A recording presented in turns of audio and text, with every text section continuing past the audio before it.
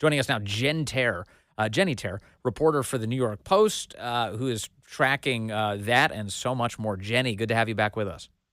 Thank you for having me. Okay, this gang, Tren de Aragua, they're Venezuelan. What else should we know about them, and where are they?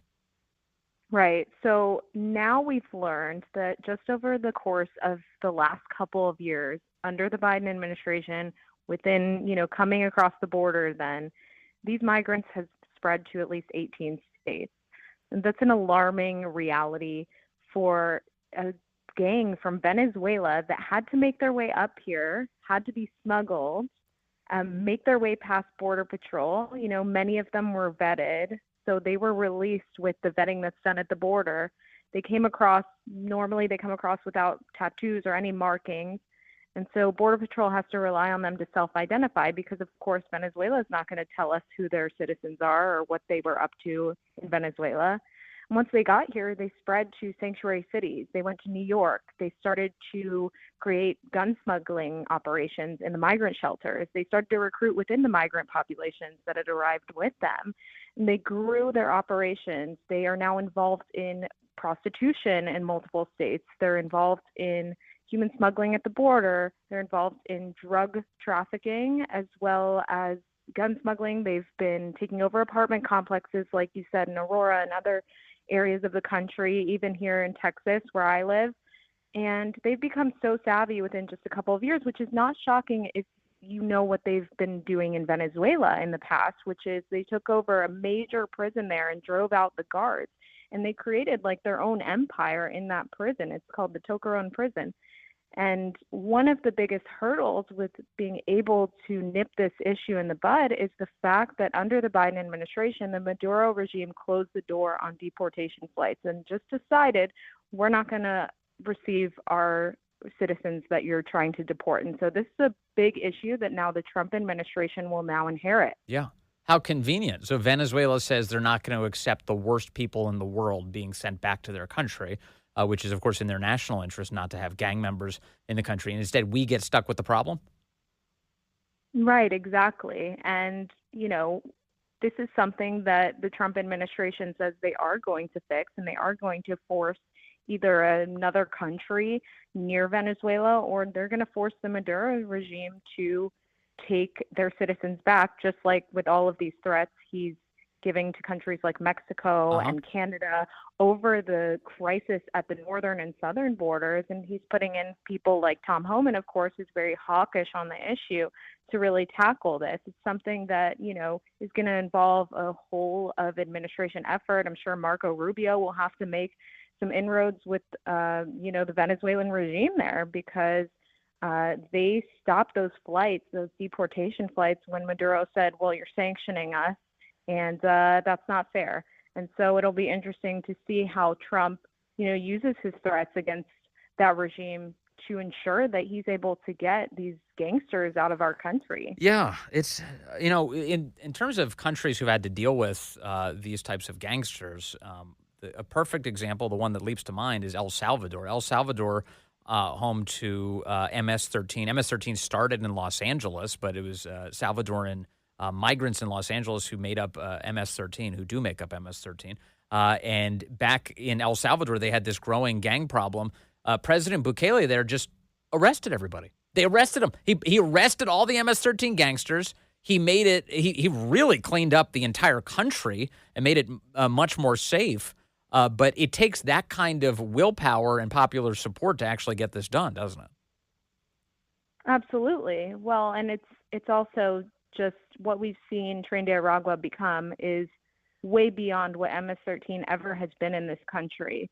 I mean, they had a little bit more of an advance. They were working on their whole gang before they came to the U.S., and then they came here and they started working immediately. And not to mention the fact that they are a prison gang. So we should be concerned also what they're doing in our prisons, because many of them are locked up in federal prisons.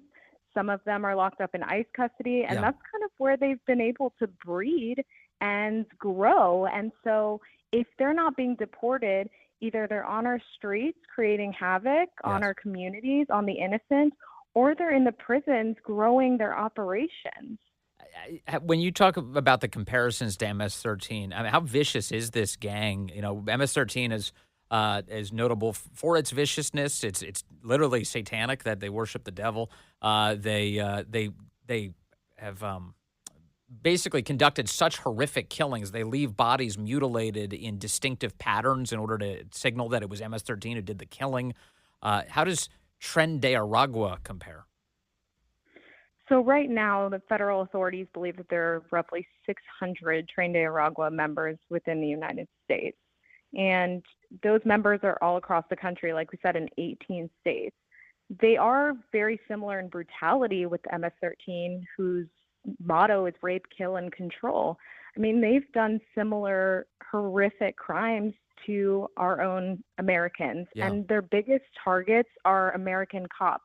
They earlier this year put out a green light to shoot cops in the United States, and they've already been doing that in New York. They've attacked NYPD, they've shot at them, and they've just brutalized locals as well. I mean, they have moped snatch and grab theft gangs.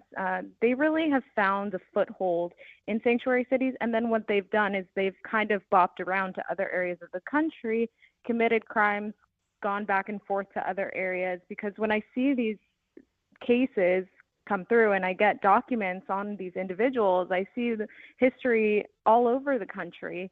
And for some reason, the federal authorities have not taken them into custody after multiple crimes, or they've released them from custody.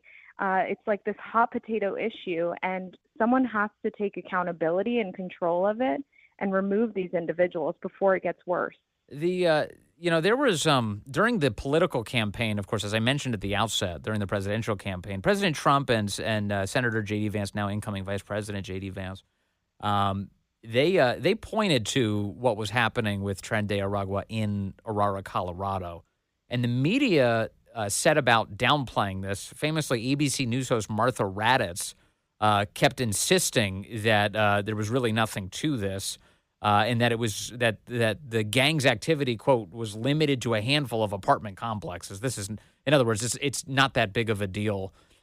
What did you think of certainly the media's behavior during that moment, and the extent to which the broader press outside of the New York Post, your fine publication, is even concentrating on this? Right. Well, I've been to Aurora, so I've seen this firsthand. I've gone to these apartment complexes. I've talked to the neighbors. I've talked to people who live there, and I've talked to people who have fled those apartment complexes. And the writing is completely on the wall about what's been going on there. People are living under threat of Tren de Aragua in these apartments and around them. They're terrified. They hear gunshots. The buildings are riddled with bullet holes. The cars are riddled with bullet holes. There's just lawlessness going on in and around those complexes. And unfortunately, Aurora, their mayor, the governor of Colorado, the previous police chief, now there's a new police chief who's been very open about this issue, but for so long they were denying the severity of this issue and even denying that it existed. The governor called it imagination. It wasn't imagination. There's documentation of it. I've gone through police reports and court documents and spoken with these witnesses. Yeah. And even in these different crimes, it's cited that the victims have said that the Venezuelan gang had taken over that apartment complex, was charging people rent, multiple complexes.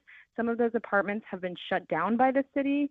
It is extremely out of control, and the denial was only a disservice to the citizens of that area and to the rest of the country, which has now been victim to the crimes. Because as you mentioned, there was that viral video of the men storming into one of the units while heavily armed.